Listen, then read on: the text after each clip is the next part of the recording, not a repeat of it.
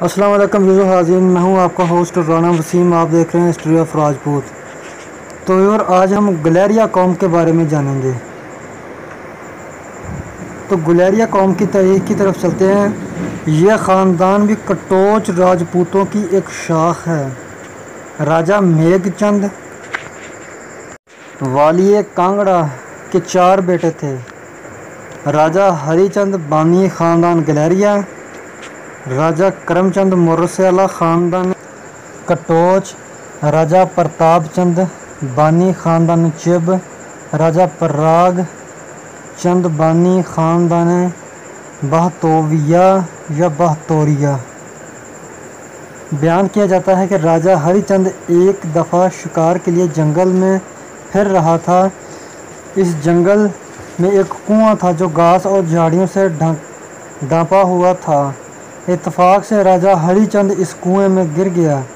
چونکہ وہ اکیلا تھا، کسی نے اسے گرتے نہ دیکھا تھا اور نہ وہ خود اس کنویں سے نکل سکا۔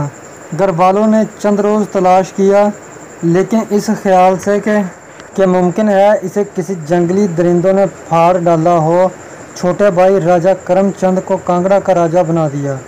10-15 روز کے بعد اتفاق سے اس کنویں کی طرف سے کسی بھیڑ چرانے والے کا گزر ہوا۔ راجہ نے اسے امداد کے لیے پکارا۔ اس نے اپنے دوسرے ہمراہیوں کو مدد کے لیے پکارا اور سب نے مل کر راجہ ہری چند کو کنویں سے نکالا۔ راجہ ہری چند کو جب کرم چند کے گدی نشین ہو جانے کا علم ہوا تو اس نے کانگڑا کا خیال چھوڑ کر اپنے نام پر قصبہ ہری پور آباد کیا، جو آج کل ضلع کانگڑا کی ایک تحصیل ہے، اور ہری پور کے علاقہ پر قناعت کر کے خاندان گلیریا کی بنیاد ڈالی۔ چونکہ اس علاقے کو گلیر کہا جاتا تھا، اس لیے یہ خاندان گلیریا کے نام سے مشہور ہو گیا اور آج تک اسی نام سے موسوم ہے۔ تو یہ تھی ہماری آج کی ویڈیو۔ اگلی ویڈیو تک اجازت دیں۔ السلام علیکم۔